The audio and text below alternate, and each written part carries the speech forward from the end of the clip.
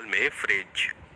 हेमा एक गरीब औरत थी। उसके परिवार में उसका पति, एक बेटा, एक बेटी, उसकी बहू और छोटी बच्ची पिंकी थी। उन सभी का जीवन मुश्किलों में बीत रहा था। मम्मी, मुझे बहुत जोरों की भूख लगी है, कुछ खाने को दो ना। हाँ भाभी, मुझे भी भूख लग रही है।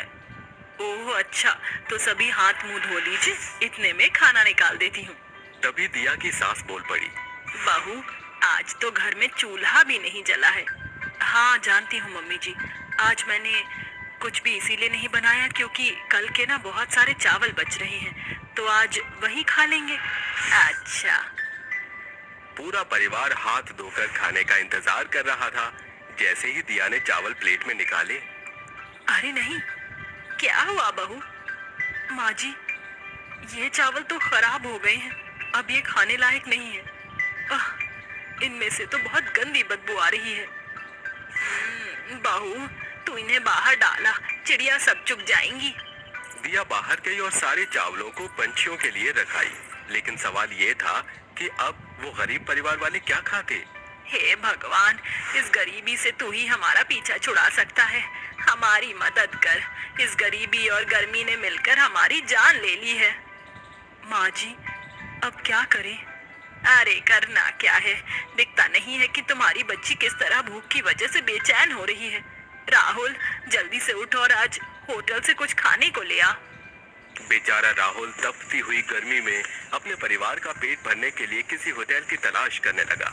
तो वहीं दूसरी तरफ इतनी गर्मी में न जाने राहुल कहाँ भटकेगा। वैसे कोई ऐसी चीज भी होनी चाहिए जिससे खाना सही रह सके। ये क्या बात हुई बाबा, खाना तो खराब हो ही जाता है, ऐसी कोई चीज नहीं होती जिसमें खाना खराब ना हो। तभी दिया बोली। नहीं किरण, ऐसी एक चीज होती है जिसमें हम अपनी खाने पीने की चीजों को सही रख सकते हैं। ऐसा क्या है बहू? हाँ मम्मी जी, उसे फ्रिज कहते हैं। आप जानती हो, मेरे मायके में फ्रिज था तो मेरी माँ खाने पीने की सभी चीजें उसी में रखा करती थी। ऐसा करने से हमारी सभी चीजें ऐसी गर्मी में भी ठीक रहती थी। अरे हाँ, ऐसे तो ना जाने इस दुनिया में क्या क्या अला बला होता ही है। ऐसी चीजें हमारे किसी भी काम की नहीं है। तभी राहुल बाहर से खाना लेकर आ गया। वो पूरा पसीने में नहाया हुआ था। ये लो दिया, अब जल्दी से पिंकी को खाना दे दो और मेरे लिए एक गिलास लस्सी बना देना। जी। दिया ने सभी घर वालों को खाना खिलाया और जैसे ही वो लस्सी बनाने के लिए गई। अरे नहीं, अब क्या हुआ बहू रानी? मम्मी जी, सारा का सारा दूध बैठ गया है। हे भगवान, ये गर्मी तो हमारी सारी चीजों को निगल रही है। दूध तो पहले ही इतना महंगा हो रहा है, कैसे कैसे तो हम लोग अपने खाने पीने की चीजों का इंतजाम करते हैं। मम्मी जी, मुझे तो लगता है कि हमें भी अब एक फ्रिज ले ही लेना चाहिए। अरे नहीं नहीं, बिल्कुल नहीं, ये तो बस 2-4 दिन की गर्मी है, फिर सर्दियाँ आ जाएंगी और सब कुछ ठीक हो जाएगा। हेमा ने इसी तरह से अपनी बहू की बात को खत्म कर दिया, क्योंकि वो जानती थी कि इतनी गरीबी में उनके लिए फ्रिज जैसी चीज खरीदना नामुमकिन था। इसी तरह से दिन बीत रहे थे। गर्मी भी अपनी चरम सीमा पर थी और रोज ही हेमा के घर की कोई भी खानी पीनी चीज खराब हो जाती। माँ, मुझे तो लगता है कि अब हमें भी वो जो भाभी बोलती है ना, वो मंगा ही लेना चाहिए, वरना ये गर्मी हमें खा जाएगी। हाँ बेटी, तू सही कह रही है, लेकिन उसका इस घर में आना आसान नहीं। तेरे बाबा और भाई बस इतना कमाते हैं कि जिससे हमारा पेट भर जाए और छोटी मोटी जरूरतें पूरी हो जाए। इतनी महंगी चीज को हम कैसे खरीद पाएंगे? तभी दिया के मन में कुछ आया। माँ जी, क्यों ना हम लोग भी कुछ काम कर ले? बहू, हम लोग क्या काम कर सकते हैं? माँ जी, करने वाले को तो काम ही काम है और ना करने वाले को एक बहाना काफी है। आप मुझे एक बार इजाजत दे दो, मैं अपने परिवार की खातिर किसी दूसरे परिवार के काम करने को भी तैयार हूँ। इतनी शदीद गर्मी में बहू तू कहाँ काम करेगी? आप इजाजत तो दो।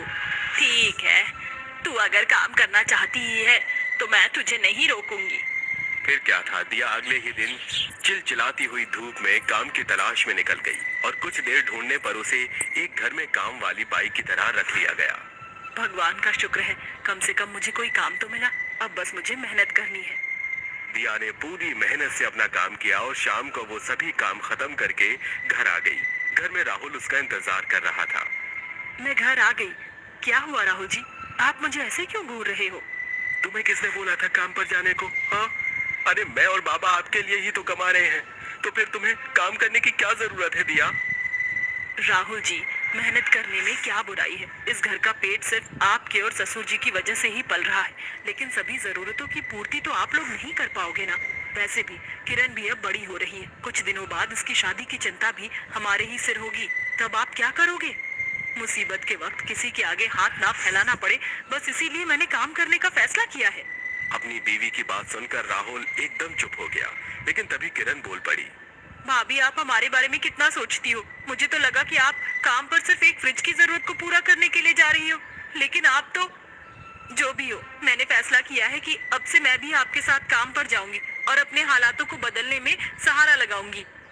अगले दिन किरण और दिया दोनों ही काम पर चली गई और पूरी मेहनत से अपना काम करने लगी। पूरे महीने काम करके किरण और दिया को उनकी मेहनत की कमाई मिली।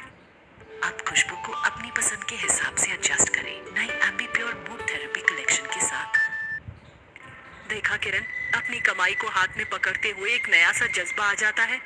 सही कहा भाभी, लेकिन हम इन पैसों को यूं ही नहीं उठाएंगे, हमें इन्हें बचा कर रखना होगा ताकि हम इन्हें अपने सुनहरे भविष्य के लिए जोड़ पाएं।